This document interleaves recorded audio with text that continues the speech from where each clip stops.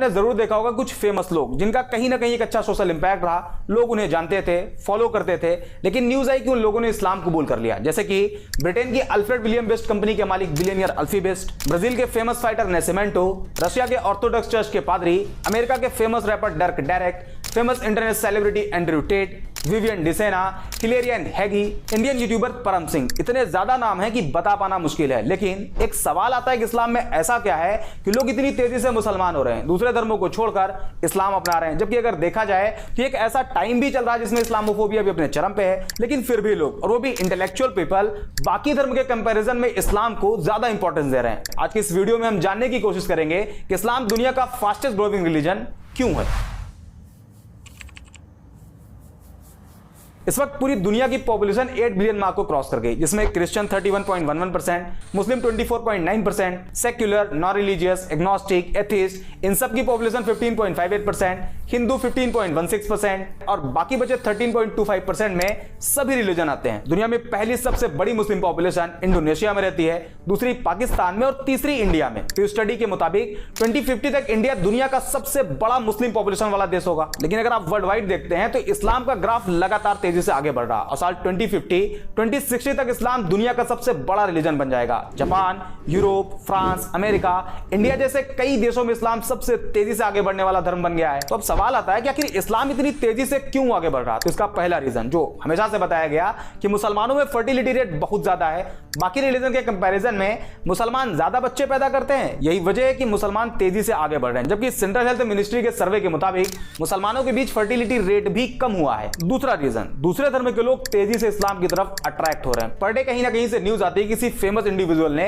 इस्लाम धर्म अपना लिया। कहीं कोई फेमस बिलियनियर होता है, तो कभी कोई फेमस फाइटर, तो कभी कोई फेमस रैपर, सेलिब्रिटी। ये उन लोगों की खबरें होती है जो कहीं ना कहीं फेमस होते हैं, लोग उन्हें फॉलो करते हैं। लेकिन ऐसे भी बहुत से लोग हैं जो इस्लाम अपना तो रहे हैं, लेकिन आम लोग होने की वजह से उन्हें सोशल मीडिया पर या न्यूज पोर्टल पर जगह ही नहीं मिल पाती। एक मोटा मोटा आंकड़ा आपको बताते हैं। द न्यूयॉर्क टाइम के मुताबिक अमेरिका के टोटल मुस्लिम पॉपुलेशन में 25% कन्वर्टेड मुस्लिम है और एक एस्टिमेट के हिसाब से करीब 20,000 से ज्यादा अमेरिकी हर साल इस्लाम कबूल कर लेते हैं। इसी तरह ब्रिटेन में करीब 6,000 लोग इस्लाम धर्म में शामिल हो जाते हैं। जापान भी एक ऐसा देश है जहां लोग तेजी से इस्लाम की तरफ आ रहे हैं। वसेदा यूनिवर्सिटी के अकॉर्डिंग पिछले 10 सालों में जापान में मुसलमानों की आबादी डबल से भी ज्यादा हो गई, जिसमें करीब 50,000 से ज्यादा जापानी लोगों ने इस्लाम कबूल कर लिया। और अभी हाल ही में एक रिपोर्ट आई जिसमें बताया गया कि दुनिया में मुस्लिम पॉपुलेशन 2 बिलियन मार्क को क्रॉस कर गई, जिसमें एक बड़ा नंबर कन्वर्टेड मुस्लिम का है। अब सवाल आता है कि आखिर लोग इस्लाम में कन्वर्ट क्यों हो रहे हैं, ऐसा क्या है इस्लाम में? तो इसका कोई एक जवाब नहीं। इस्लाम कबूल करने वाले लोगों से जब पूछा गया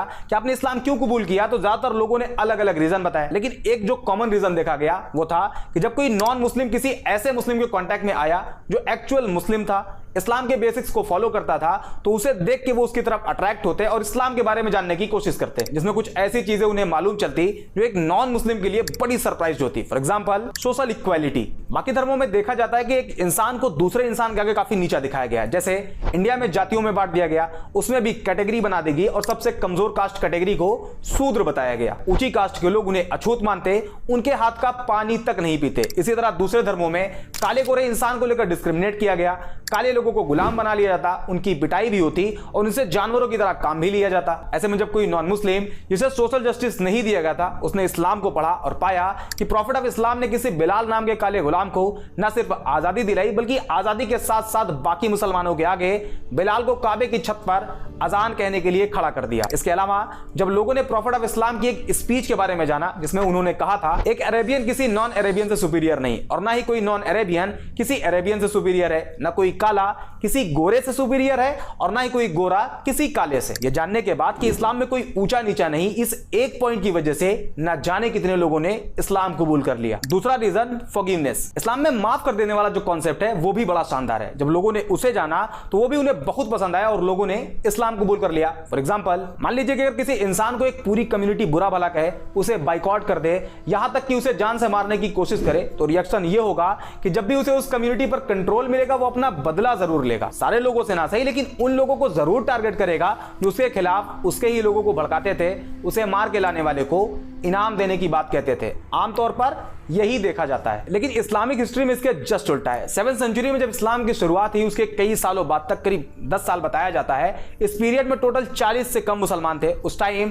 अरब के जो पावरफुल लोग थे वो मुसलमानों को परेशान करते, प्रॉफिट ऑफ इस्लाम को जान से मारने की प्लानिंग करते, उन्हें जान से मार देने वाले को इनाम देने का वादा करते। यहां तक कि उस टाइम जितने मुसलमान थे उन सभी का सोशल बाइकआउट कर दिया गया और 3 साल तक अबी तालिब नाम की एक पहाड़ी पर कैद कर दिया गया। और मक्का के सरदारों ने यह अनाउंस कर दिया कि कोई भी मुसलमानों को कोई सामान न बेचे और अगर कोई ऐसा करता है तो उसे भी नहीं छोड़ा जाएगा। 3 साल बाद बाइकआउट पीरियड खत्म हुआ, लेकिन मक्का के लोग मुसलमानों को अभी भी टारगेट करते। सिचुएशन को देखते हुए 622 ईडी में मुसलमानों को मक्का से मदीना की तरफ जाने के लिए कहा गया, जिसे इस्लामिक हिस्ट्री में हिजरत कहा जाता है। हिजरत मींस माइग्रेशन। मुसलमान मक्का छोड़कर मदीना चले गए। उस टाइम मदीना को यसरब कहा जाता था, लेकिन मक्का के सरदारों का मानना था कि इस्लाम को पूरी तरह से अगर खत्म करना है तो उसके लिए सारे मुसलमानों को कत्ल कर दिया जाए। इसी इंटेंशन के साथ मुसलमान और मक्का के सरदारों की फौज के बीच पहली जंग लड़ी गई, जिसे जंगे बद्र कहा जाता है। इस जंग में मुसलमानों की जीत हुई और इसी हार का बदला लेने के लिए एक बार फिर मक्का के सरदारों की फौज निकली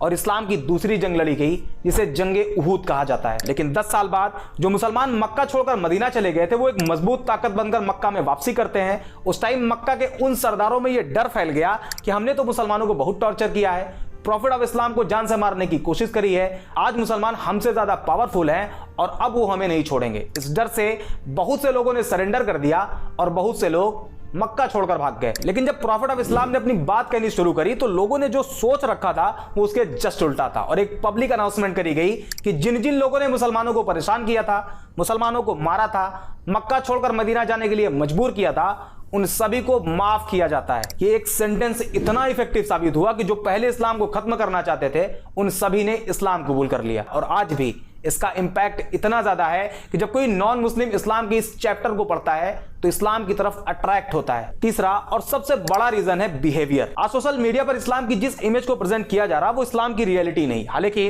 मैं ये भी क्लेम नहीं कर रहा कि इस्लामिक बेसिक्स के अकॉर्डिंग सारे मुसलमानों का बिहेव अच्छा है। इस्लाम तो कहता है कि शराब पीना हराम है और शराब सभी बुराइयों की मां है, लेकिन फिर भी आज का मुसलमान शराब के ठेकों की लाइन में आपको लगा हुआ दिखाई देगा। बट अनदर हैंड कुछ मुस्लिम्स ऐसे भी हैं जिनका behave as it is Islamic basics के हिसाब से आज भी है। फॉर एग्जांपल इस्लाम अपने मानने वालों को कहता है कि अगर तुम्हारे घर में एक रोटी हो और तुम्हारा पड़ोसी भूखा हो तो तुम्हारे लिए जरूरी है कि उसमें से आधी रोटी अपने पड़ोसी को दो।